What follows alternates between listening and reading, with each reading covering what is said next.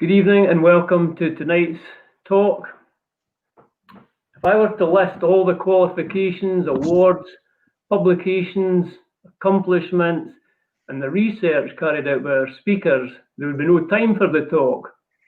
We have two eminent men in their field, and I'm delighted that we have secured their services to deliver this talk as we move towards Armistice Day. The content is the work of a collaboration between Dr. Smith and Dr. Penman, and had this been a real-life talk, both would have been speaking, but under the current circumstances, they felt it would be best for only one to deliver the talk, and so tonight you'll hear from Dr. Jim Smith alone. Jim Smith is a senior lecturer in history at the University of Stirling. He gained his first degree at Glasgow, his PhD at Edinburgh, and worked as a research fellow in both. A born Glaswegian, he spent 20 years in Edinburgh before moving to Stirling and now lives with his wife just outside Linlithgow. He has published extensively on modern Scottish political and social history. He and Dr. Penman have a long-standing interest in memorialisation and curated an exhibition, the Stirling 100, featuring 100 Stirling soldiers who died in the Great War. Michael Penman gained an MA in History at St Andrews University in 1995 and a PhD in 1999. His PhD was based on a major gap in medieval Scottish history, the reign of David II, who was a son of Robert the Bruce. This research won the Saltire Society Prize History Book of the Year in 2005. His interest in the Great War was inspired by a visit to the battlefields while still at high school and the 14th birthday gift of the Illustrated History of the Great War. Dr. Penman is also a senior lecturer in history at the University of Stirling. He is married and lives with his family in Alloa. I'll now hand you over to Dr. Jim Smith. Well, good evening, everyone. This is a first for me, and perhaps not for yourselves. I know you've already had a session earlier this season. I would love to be there. Many years ago, in the 1980s, I was part of a big research project that was looking at the Kirkcaldy district, what was known as the Travel to Work district, and it included Markinch. And I had many happy days coming up to Markinch and surrounding areas, interviewing people about their lives, and particularly women who'd worked in the linen mill at Prinlaws.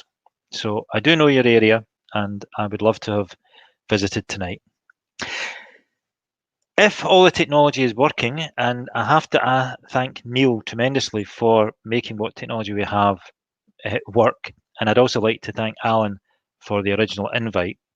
But if we had been together tonight, I would have started with a short piece played by the Furies and Davy Arthur, but of course it's the Green Fields of France, which is a song by the Scottish songwriter Eric Bogle.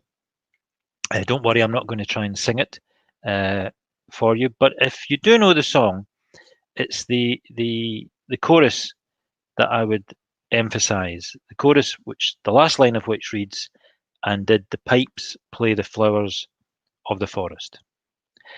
Now, the purpose of this paper is to examine the use of music at the ceremonies which accompanied the unveilings of the memorials to the Great War in Scotland in the 1920s. There are thousands of memorials across the length and breadth of Scotland, but our focus here is on the major cities and towns. Simply, yeah. These are Glasgow, Edinburgh, Aberdeen, Dundee, Perth, Inverness, and the Scottish National War Memorial in Edinburgh Castle. I'll quickly flick through so we can actually see pictures of the various memorials.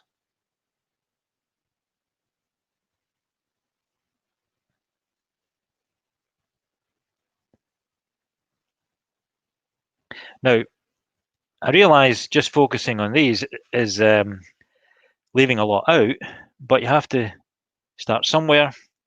And these 7 unveilings were significant events involving a significant proportion of the population, and in the case, of course, of the Scottish National War Memorial at the castle, directed to the whole of Scotland. And of course, had we been meeting tonight, we would have been meeting in a memorial, your own memorial hall, courtesy of Tullis Russell. Now, there exists now an extensive literature on the memorialisation of the Great War in Britain and beyond, with more recent contributions on the Scottish experience.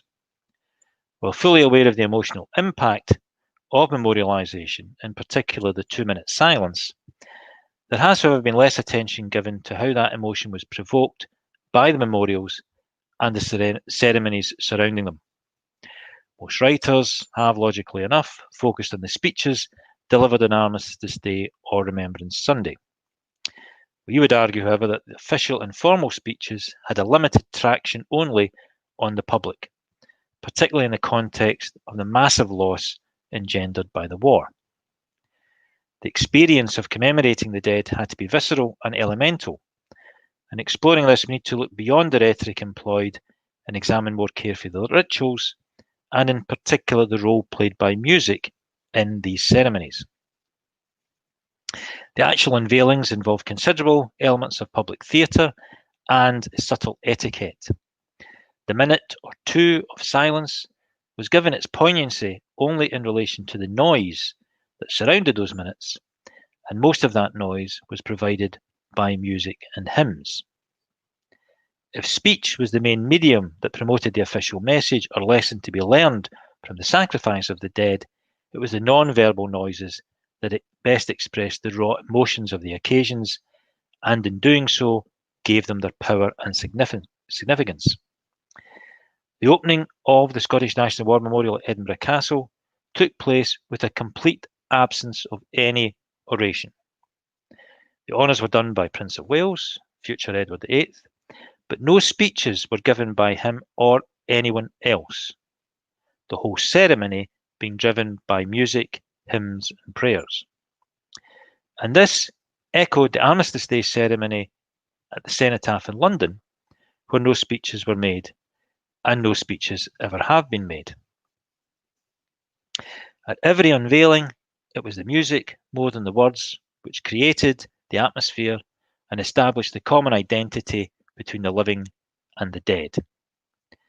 Martial but popular and immediately recognisable tunes such as The Last Post and laments such as The Flowers of the Forest provided the emotional high points of the ceremonies.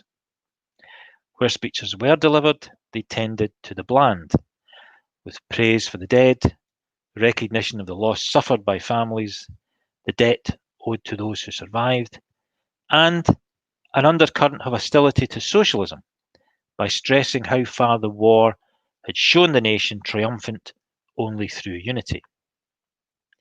The exception to this, the single exception, was the unveiling at Dundee, where General Ian Hamilton delivered a stinging critique of the secret diplomacy that had led to the war and called almost provocatively for the state to intervene practically to help ex-servicemen.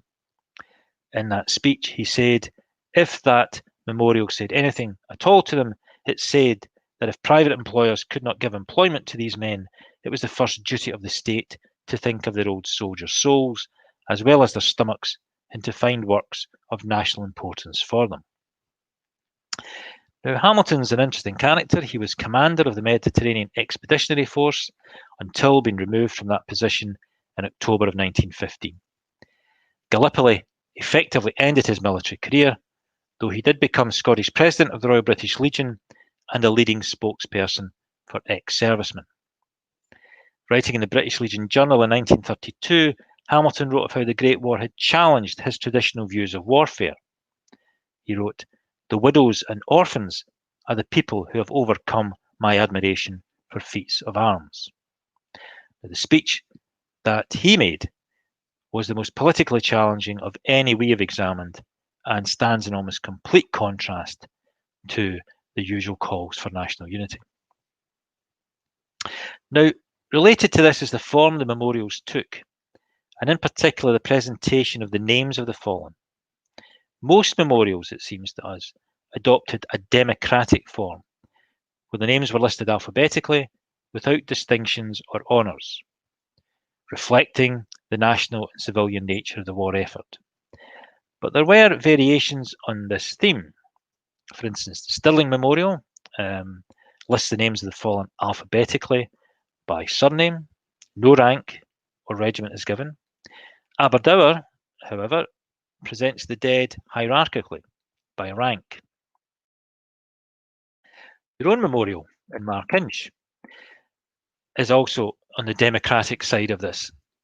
Although it gives rank and regiment, it actually simply lists the fallen alphabetically by surname.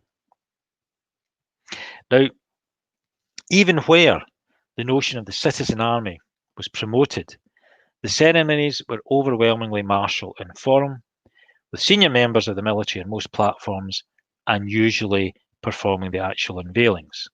For example, Stirling was unveiled by Haig himself in October 1922, no doubt reflecting its significance as a garrison town.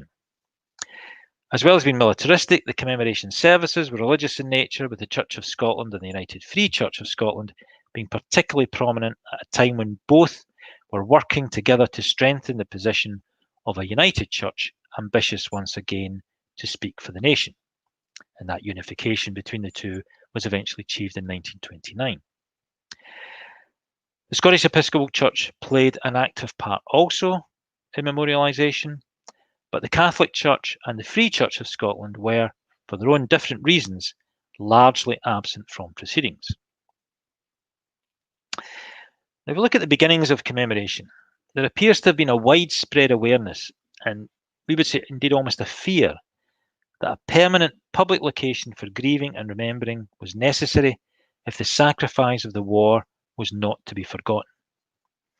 As early as the mid-1920s, concern was expressed that the Great Silence should be discontinued, as it would be inevitable that memories faded over time and participation would decline. And there was a recognition that as time progressed, the public mood did change, from the tragic to a more formal mark of respect. It is also the case that Armistice Day could be a contested ceremony.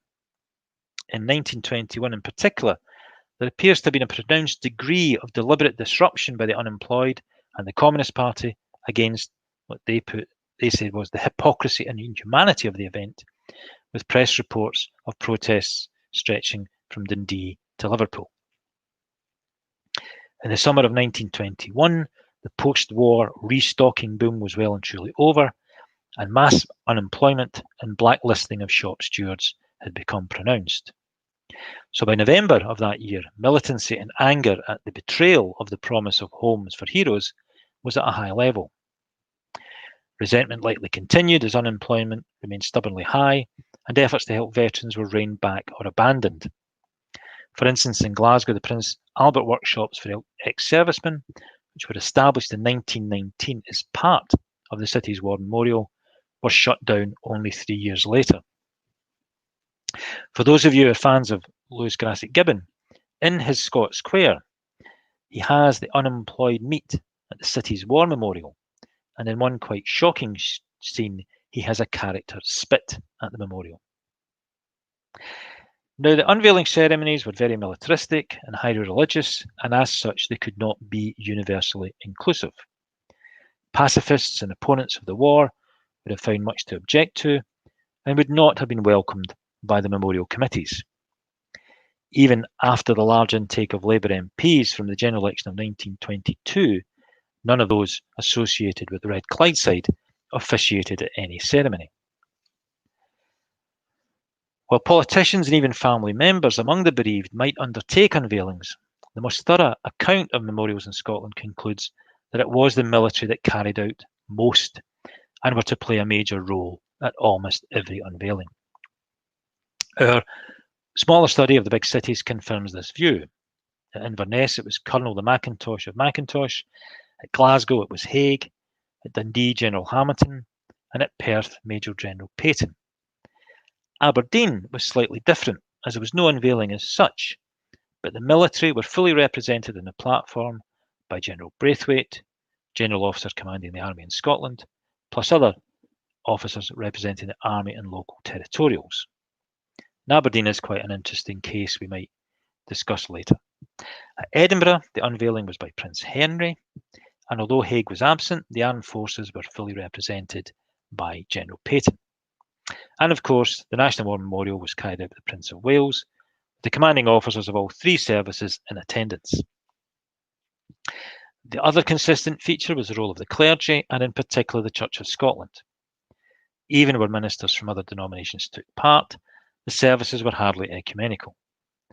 Similarly as in England, where the Church of England came to play an increasingly organising role in Armistice Day, so the Catholic Church in Scotland, as in England, retreated into holding its own separate services. So long as the ceremonies were religious services, then Catholics were simply forbidden to attend, and their churches held their own requiem masses. Even for some Protestants, notably the Free Church, the memorialisation of the dead caused them grave disquiet.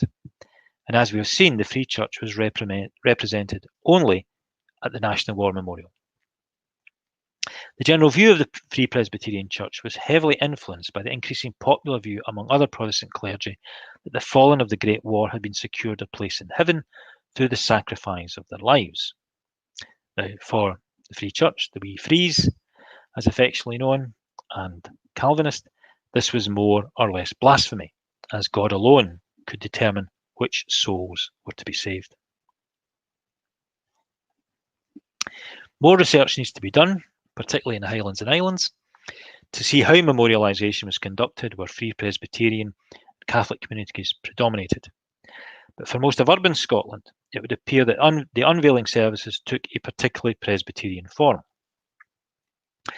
While at times, as in Glasgow, the only minister mentioned was from the Church of Scotland, it seems a common pattern elsewhere for dedications to be made jointly by ministers of both the Church and the United Free Church, which of course were deep in the negotiations which led to ultimate unification. Indeed, the war was identified by many as providing a lesson to the two largest Presbyterian congregations. As Robert Munro, Secretary for Scotland, put it when speaking in March 1918 at the Highland Memorial Central United Free Church in Glasgow, to quote, "The war had welded them together." Now, not including the National War Memorial, where all four Protestant denominations participated, the services at Inverness and Aberdeen were performed jointly by ministers of the Church of Scotland and United Free, in the latter case by the two moderators. Our final case study, Perth, is of particular interest, as the Church of St John's is the War Memorial, and that choice seems to have made at least partly as a means of unifying the three congregations which inhabited the single building. It's not that St John's was built then, of course, it had been around for the best part of 1,000 years, but it was renewed and revitalised. As well as getting rid of the embarrassment of its major church building being divided in this way, it would appear that this was a deliberate part of the strategy of larger church unity.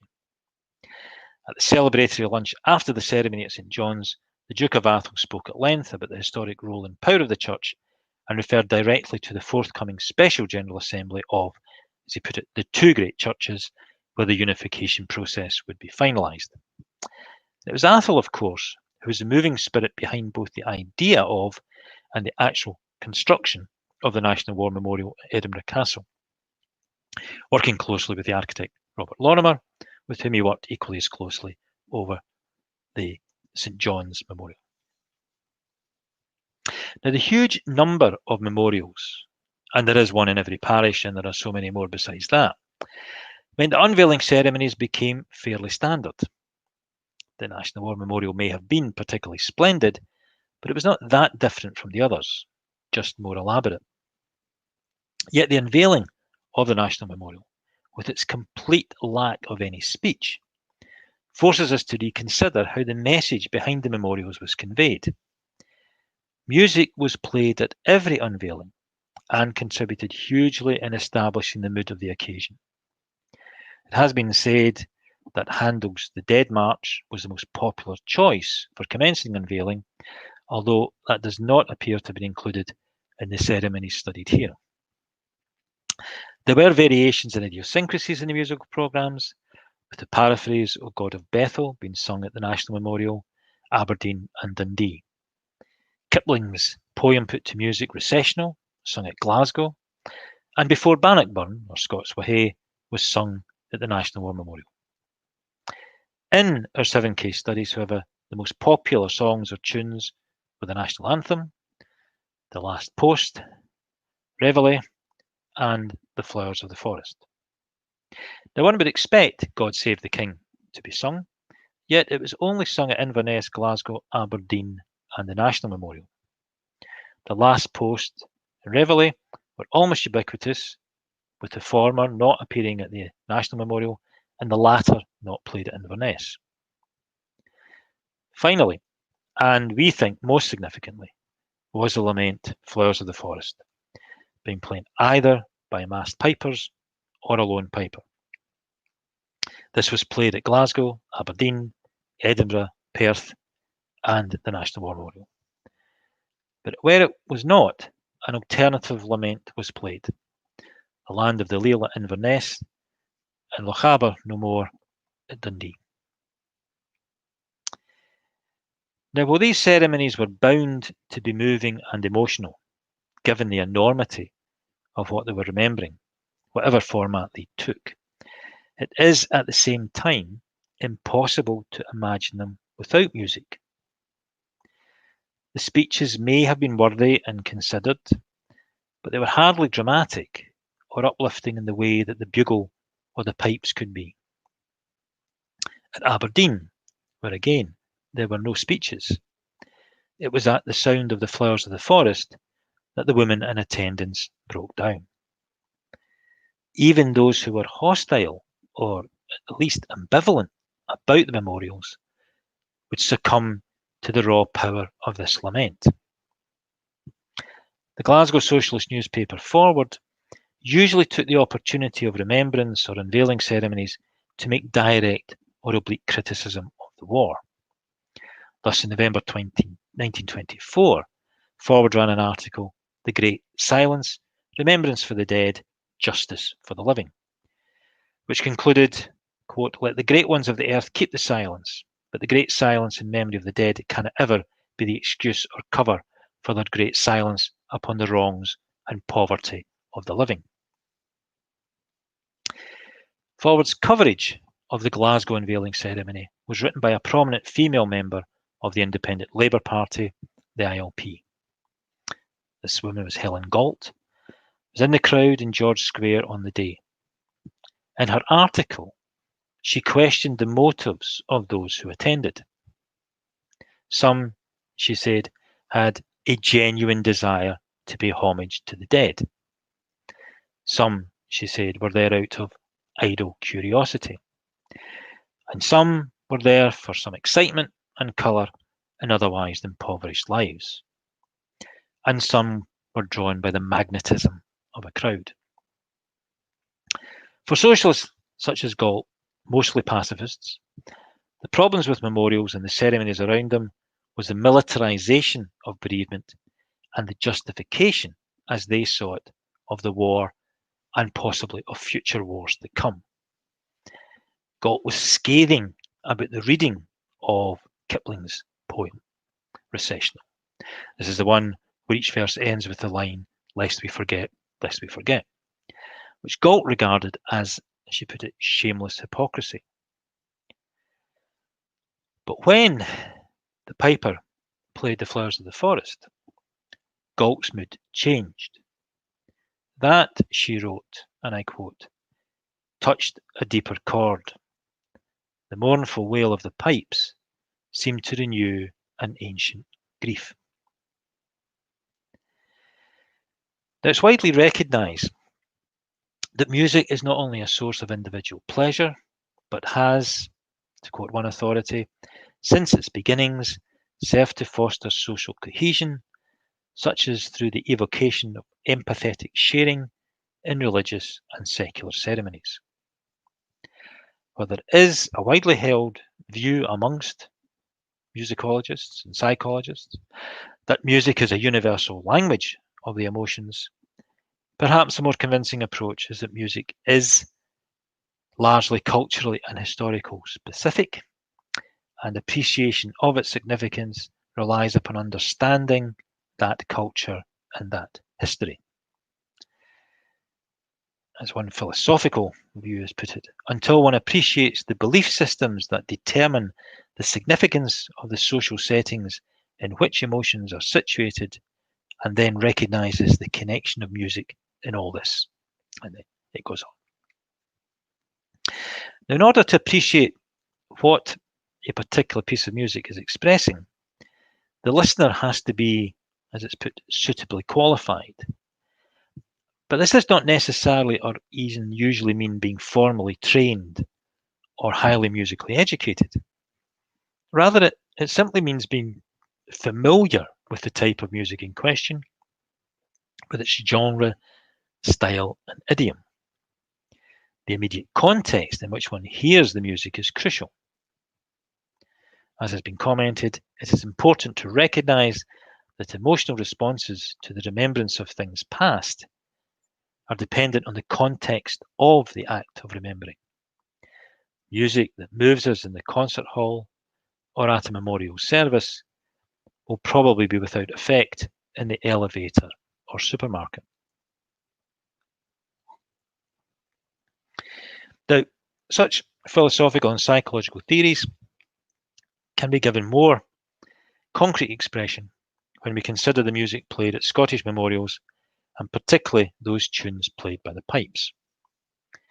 In his History of Scotland's Music, John Purser emphasises the role of the military in sustaining and developing bagpipe music, and the influence that music has had on the wider field of traditional music and beyond. He's written, it finds its place even in the racial subconsciousness. More practically, the pipes are an excellent accompaniment for marching and public meetings because of the unique power of their sound, which travels over a long distance and may be heard above the noise of a crowd. At the same time, however, the pipes are not simply warlike and raucous, but can convey both anguish and tenderness with a power and intensity that few could match. In his novel Times of Glory, James Kennaway has the hard-bitten character Jock Sinclair, a colonel in the army, to reflect. To the unpractised ear, a pibroch has no form and no melody, but it is a mood, and pibroch was something Jock felt almost physically, damp, penetrating, and sad like a mist. It enveloped him and pulled at your heart. The pibroch very often comes to a sudden end. It is a finish that makes it a fragment, and the more sad for that. Now, in one of the very few personal accounts of how someone actually felt at an unveiling, the architect of Walter Muchty's memorial, Reginald Fairley, wrote, "A piper played Lochaber no more. It was the first time I had heard it. I was touched very much by the music." Now, Fairley would represent what has been described by some authorities as a qualified listener. That particular tune, Lochaber no more, may have been unknown to him, but he would have been familiar with pipe music generally, and one tune he would almost certainly have recognised would have been The Flowers of the Forest, known in Scotland since at least the early 17th century, and almost certainly for much longer. The Flowers of the Forest was the most commonly played lament at unveilings and became inextricably linked with Remembrance Day and other ceremonies of public mourning. As has been written, so deeply is the tune associated with such occasions that there is a kind of taboo among pipers on its performance in most other contexts. It is never played merely to entertain. And we would contend that there could hardly be a clearer example of how context is crucial in determining emotional response. Now, the First World War increased the demand for pipers as the regiments expanded massively in size, and each new battalion appointed their own pipers.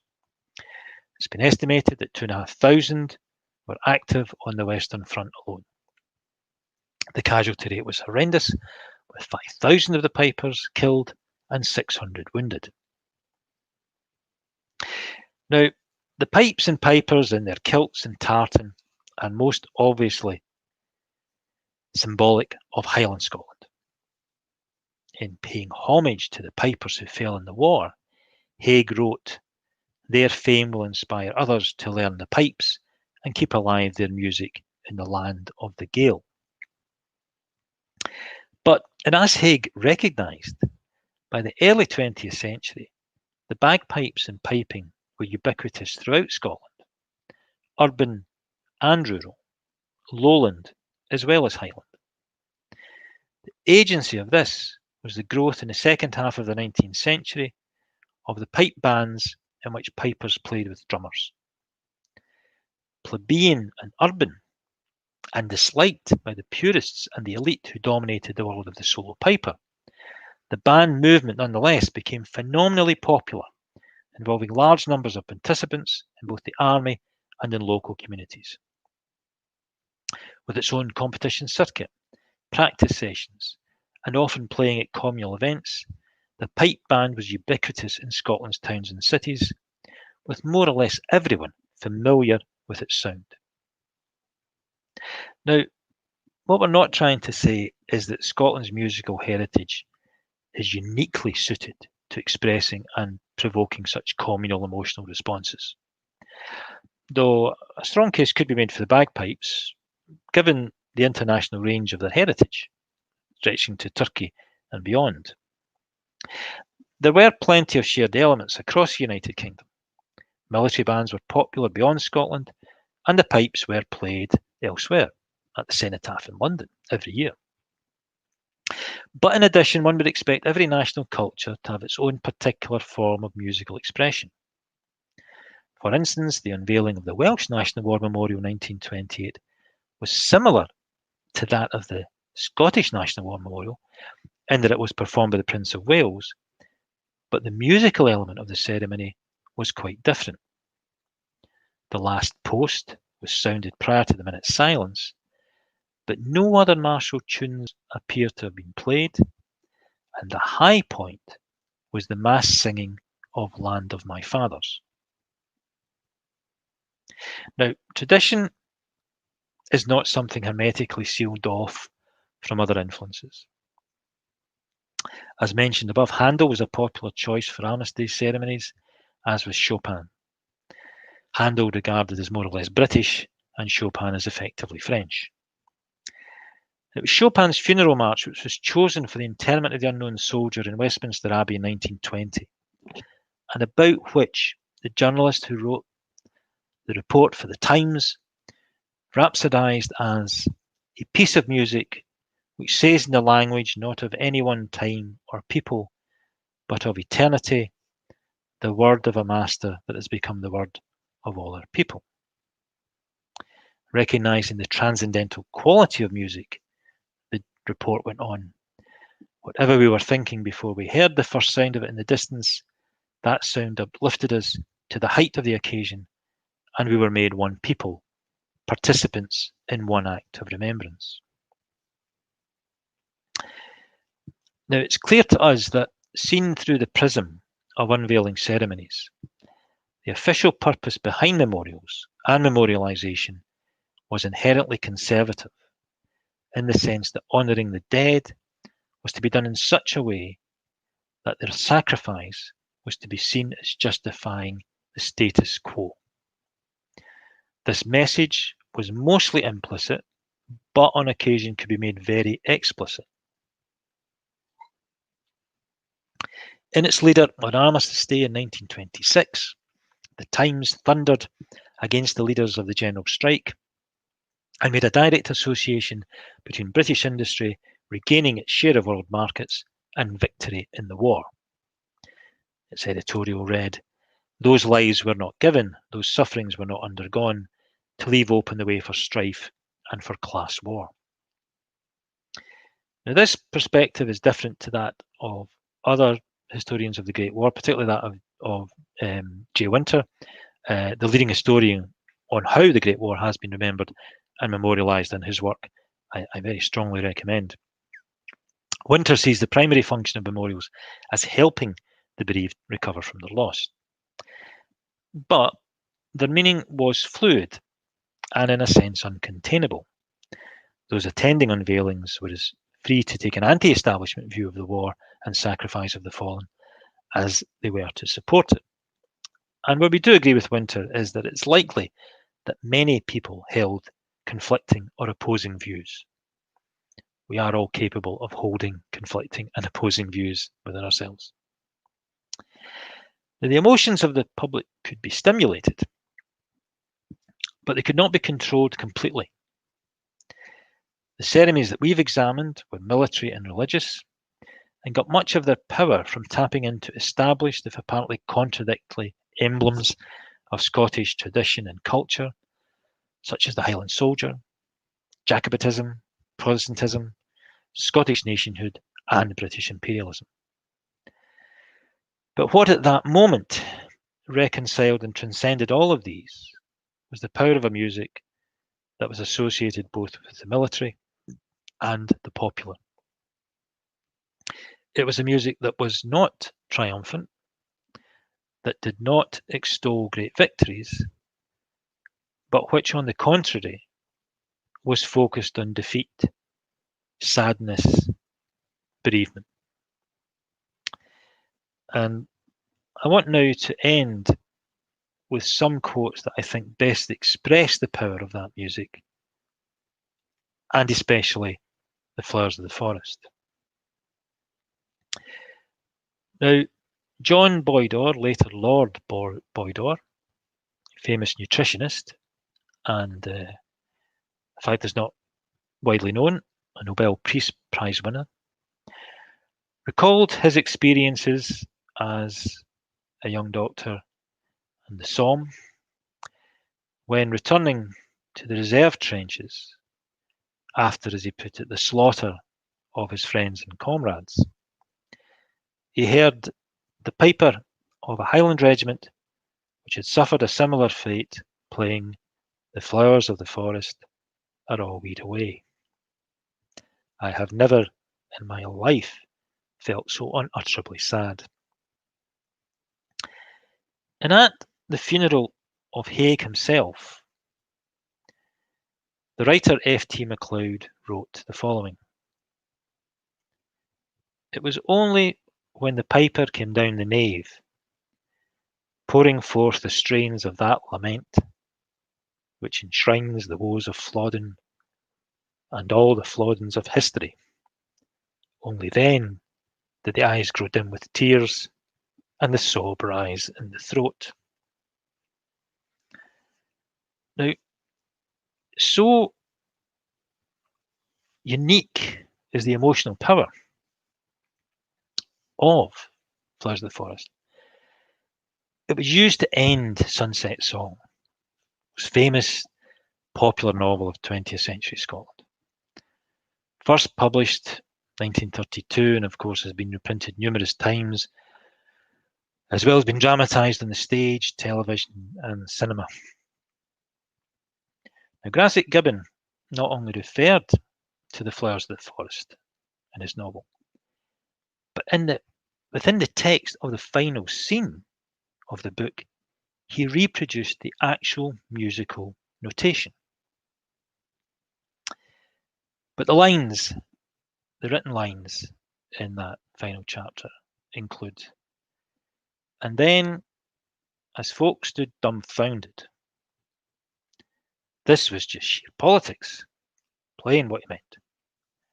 The Highlandman MacIver tuned up his pipes and began to step slow round the stone circle by Blaweary Loch, slow and quiet and folk watched them. The dark was near. It lifted your hair and was eerie and uncanny. The flowers of the forest as he played it. It rose and rose and wept and cried, that crying for the men that fell in battle. And there was Kirsty Strachan, weeping quietly, and others with her. So what, finally, we think is it was the piper's lament, and most commonly the flowers of the forest, that expressed best the common sense of loss, and which, in so doing, established the link between the public and their memorial. And at that point, I'll end. So that I did intend was hopefully to play a short piece of the great tune, but that's not going to happen. I don't think we have the technology, but of course, you can all go straight into YouTube and hear it for yourselves. And at that point, I'm finished. Okay, Jim. Thank you very much for the talk, Jim. That was particularly interesting. A very different perspective, and I've in saying that I think everybody will sort of regard memorials in a different way, look at them in a different light after that. So thank you again, and to Michael for contributing to the overall talk. If anyone has any questions, anyone that's logged into YouTube just now, there's a live chat. So if anybody has any questions, now would be a good time to put them in there. So we'll give you a few seconds to do that. And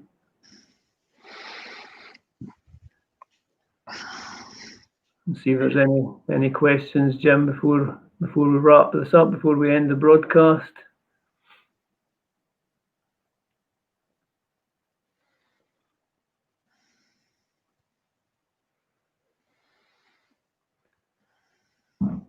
If there's anything occurs to anyone sort of afterwards, you could always email the Heritage Group and I'll pass it on to Jim, although he is very busy, of course, at work. But I'm sure if there's just one or two questions, that would be okay, Jim? Of course. Yeah. Okay. Right, well, I've not seen anything coming up here, so I think we'll just end broadcast there, and I'll just say good night to everyone, and thank Jim and Michael in his absence once again. Thank you, and have a good night, everyone.